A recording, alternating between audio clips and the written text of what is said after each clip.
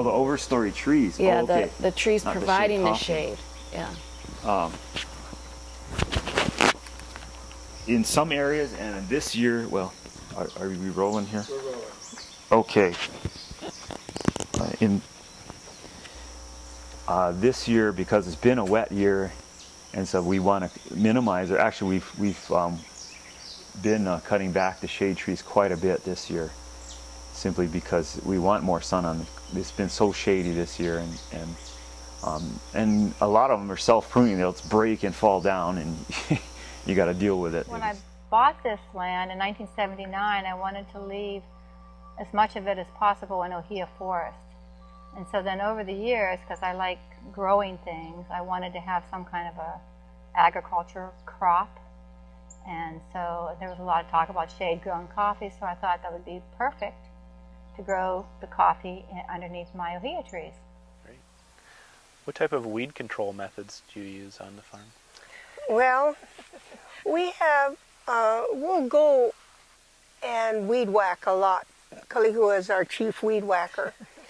And, but we learned from this old Filipino lady that lived across the street that she uses, and we use this for our fence line and around the coffee when it gets really rainy a lot, but it doesn't last. And she used this concoction of garlic and chili pepper. What type of control methods you use for weeds on the farm? So plant weeds. We have young cattle up here, and also geese and sheep. And which markets do you sell your coffee to? Is it wholesale, retail? Is it all direct to one? We do a little bit of retail downtown here, and but most of it's all direct sales and internet sales, and a lot of repeat customers on our coffee club. $0 out of this farm in 23 years. How's that? It's all been back in this farm. So I've taken none. Okay. To live on. Just having shade is worthwhile for the coffee. Oh yeah, I think probably shade. And our neighbors down here, the Knowles, Big Mike, they got 3 farms. You can see that they're starting to think it now too, because they told me originally that this wasn't going to work up here. The coffee needed full sun, and they, you know, yada yada yada. And now every little, between their macadamia nits, underneath their avocados, in the little patch of Ohia they have, they planted a lot of coffee. And then that's happened. Mistake the back of the property for a botanical garden occasionally. Yeah. And everyone we've taken, you know, we're kind of excited to share our forest, and people really love it, and it definitely has the potential to do. What other farm products do you sell from the farm? We have pineapple and bananas. We have 160 mango trees. I have 15, 20 Rapiton trees planted, and they're slow to come on. I put a list together for my wife so she could put it on the computer, but we have probably 40 to 45 different plants that we can either sell or eat. That's why we have all of these different trees, not just the avocados, which is our predominant overstory tree around our coffee, but we have a lot of other trees that we've put in that are creating shade, but they're also producing other crops, other products, ranging from mulberries to macadamia nuts to citrus to things that our family will eat, and or that if we're not in the mood to eat them or we have enough of them that we can do something with, and we use that marketing outlet of the farmers market. And we've got a bit of a controversy between us on this, because I'm into thinning out some of our shade, and I think Leon would be if it wasn't so difficult at this point. It's too much work. It's a lot about work and danger and hurting the coffee trees, and there's a lot. Best for us. We just, regardless of what everybody else seems to be doing, we'll just do whatever we think is going to be best for the tree. It's a joy to work when it's shady. And like you outside here today, of course it's an overcast day, but it's a joy to be outside. It's cool, easier to work, and it's not a burden where people... It's a lot more comfortable to work underneath a shade tree on your coffee than it is out in the sun. That's for one thing. So these trees might get a whole lot more attention than some of the ones down in the sun, because on a hot day it's a lot more fun being here than it is down below. Why do you grow coffee under shade? Let's talk about Buddhist cup first. That was just the environment that it was planted in. It wasn't nothing we planned. And with imagine where the mac nuts are is the same thing. We wanted to keep the mac nuts, so we'd have 2 crops through there. It wasn't ever planned, but in the meantime, I mean, it was there, so it gave us, it was available for us. So why do you grow coffee under shade? That happened to me because I planted mac trees with coffee, and it's just, I was surprised when Virginia called and said, "Why don't you in a study because you have shade growing coffee?" And I said, "Oh, I do," and I said, "Oh yeah, I guess I do," but that was an accident. And in the full sun, monocropped like areas where there's no shade, I see my least healthy trees, and also the yield isn't so great. It's in between the sort of filtered shade sun that I see the best yield. I'm growing the shade trees for the nitrogen fixing attributes and to improve my soil quality, but I also feel that it's good for the soil, it's good for the trees. It's also good for the pickers, I think, and it's good for the biodiversity of the farm. I really don't believe in monoculture and just growing one thing. I don't think it'd be healthy for the farm. So I think the trees, for many reasons, are, we're growing them for the benefit of the whole farm. Do you notice a difference in the soil? Any aspects, physical, chemical, between sunny and shady areas? Yeah, totally. The shadier areas have a richer, more moist soil, and it Much more litter. Yeah, much more litter, and it's definitely building up. It's definitely, there's a lot more soil, and in the sunnier areas, yeah, it's traditionally dry. done. Older farms are small farms, and for a family-run farm, you want to have your avocado trees, and everybody's always got a mac nut tree or 2 around, or on the next farm over, like we have here. Just the flowering trees that you like, and whatever they'll be on your farm. The shade fields are less work than the sun fields. Yep, that they are. You probably don't have to weed whack for every 2 times that I've got to weed whack the fringe fields. Probably once for the other ones. For the last generation or so in Kona, that you don't need shade in Kona over your coffee because you've got the afternoon clouds. They're ignoring every aspect of the trees that's not shade. The clouds are only providing shade. They're not providing any of the other benefits. I mean, when you look at the farms on this hill, the folks that have pretty much clear cut all their shade trees, and they might leave an avocado or a macadamia nut here or there. You always look on the north side of those trees, and those coffee trees are so much healthier than the ones on the south side. So I think everybody kind of knows that. During the day, and here we have automatic shade usually every afternoon. Well, every day this time of year. This year, it's been so cloudy lately. But it also affects the time of the year too. It's the coffee that's on the north side of the big trees get wonderful shade in the time of year when we tend to get most of our sun. January, February can be a lot more sun up here, and the trees on the north side of the big tree of the shade trees will definitely have more shade, and seem to do really well there in that kind of environment. Plants seem to be a lot healthier. They don't get beat down by the sun quite as much. The plants up here, they grow a lot better. They're a lot greener. I'd say health would probably be the biggest. Health of the plant would probably be the biggest benefit we get out of them. And it's not as hot either, because down where we have our sun coffee, the whole area is real hot, kind of arid down there, and up here it's real nice and moist all the time, and it's just a different environment. Drawbacks of having shade trees in your coffee fields? Yep. During a storm, sometimes a giant branch can fall on our roofs or heads. No, I think the drawbacks are managing those trees, either letting them manage themselves through a storm or us needing to manage them, and we need to figure out when we're doing what and how, because X tree is too big and needs to, if it needs to be cut or it needs to... Do you see any drawbacks from having shade coffee? Besides lower yields? Lower yields and more work. It's a lot more work.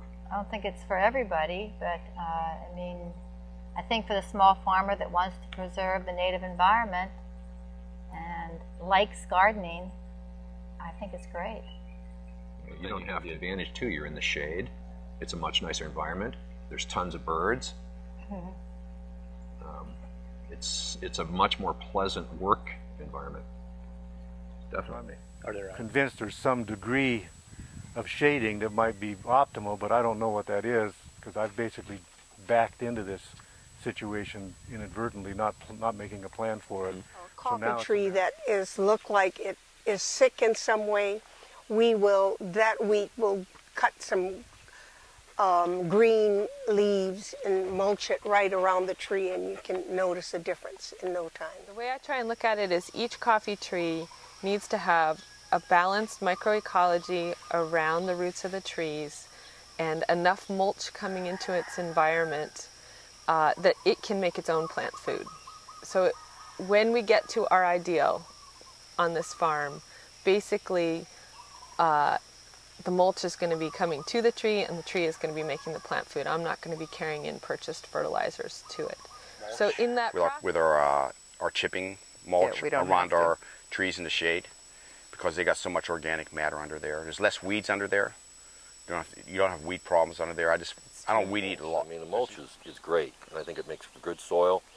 You know, this is, good black soil there. I mean, it's just awesome, and it holds moisture well. I wish the whole farm was like this, but it's not. Our biggest and real truth is that we have sufficient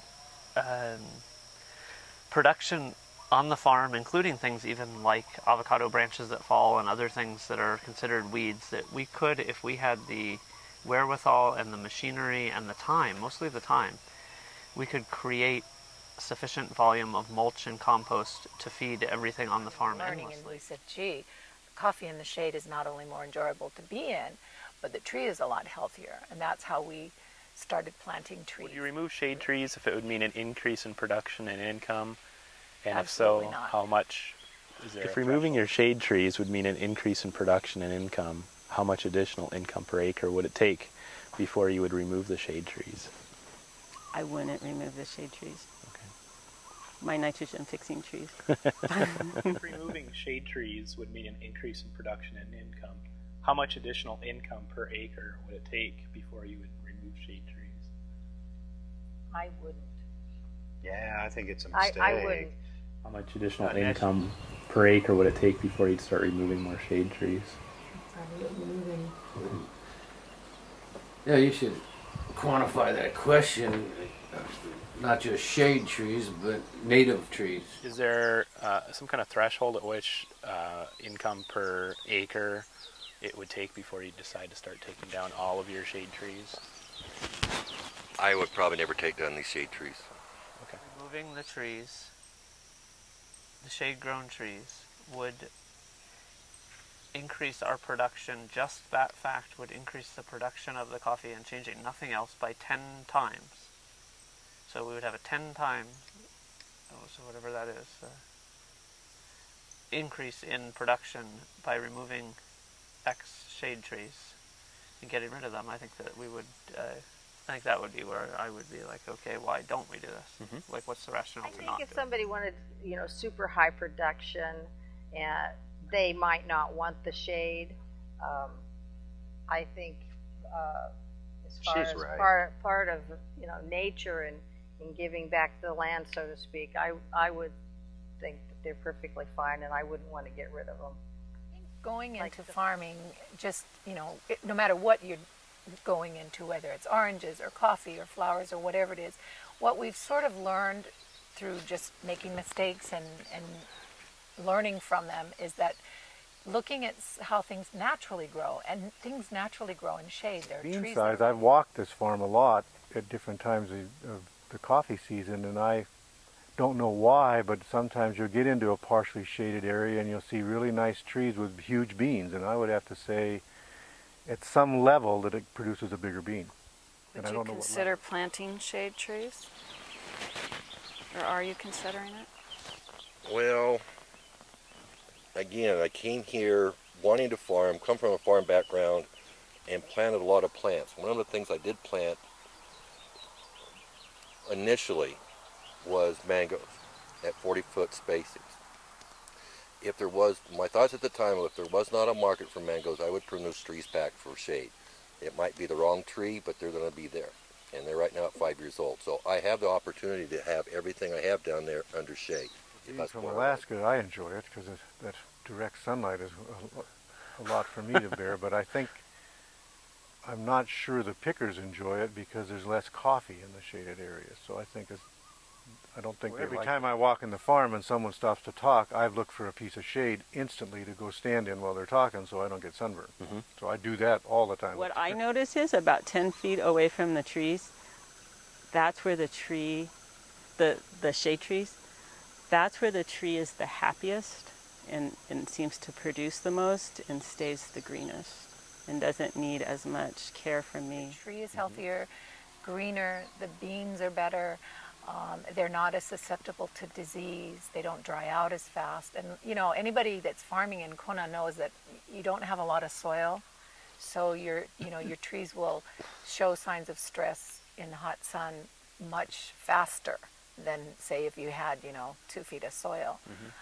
So it's a huge difference, and we came across that pretty much by accident. Just what do you see as some of the benefits you derive from shade trees in your coffee fields?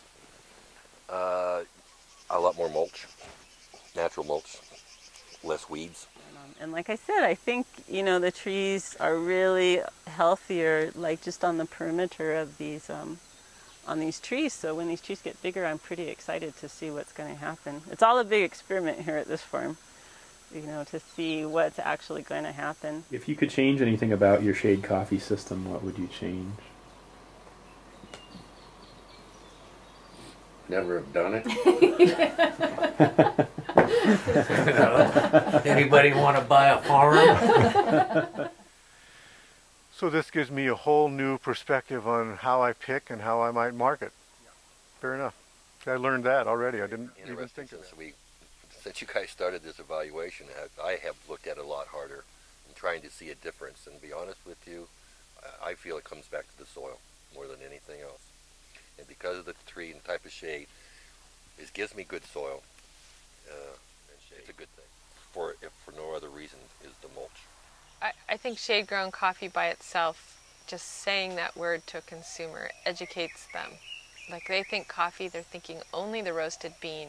You say shade-grown and all of a sudden they remember or they learn that coffee grows on a tree and there's another tree above it, and all of a sudden they can picture a more forest-like situation. They can picture animals. To gain from participating in this project? Well, the only hope I got from this, first of all, I didn't know we were going to get something from it, but my only hope for this is to encourage more people to plant under shade.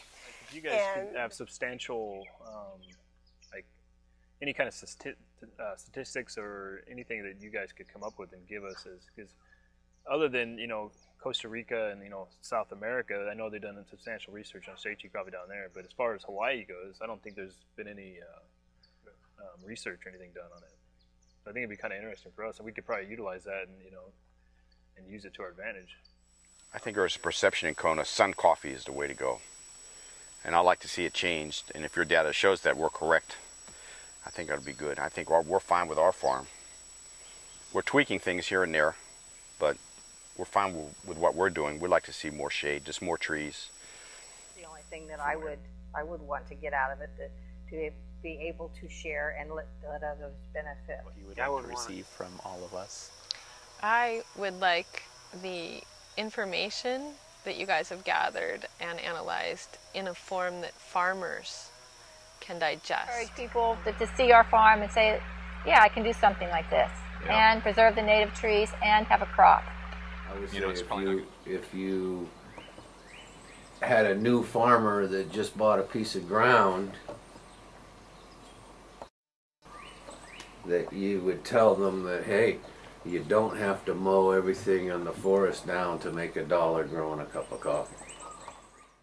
He kualoha